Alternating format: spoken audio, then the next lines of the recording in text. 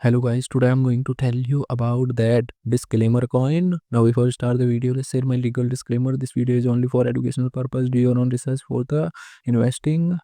According to the white paper, meme coins are pure PvP. Yeah, this might to be. This might be the first meme coin ever created by a publicly traded company, DeFi Development Corp.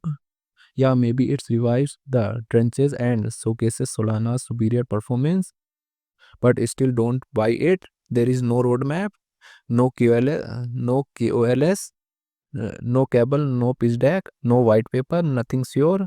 DFD intends to hold 30% of don't supply forever, meaning no mass ecosystem extraction like other meme coins if all stays in the Solana ecosystem. Disclaimer: token total supply is 398.68 billion and circulating supply is around 127.55 billion Dogecoin. Dogecoin is listed on MEXC, Bitmart, Lbank and other exchanges.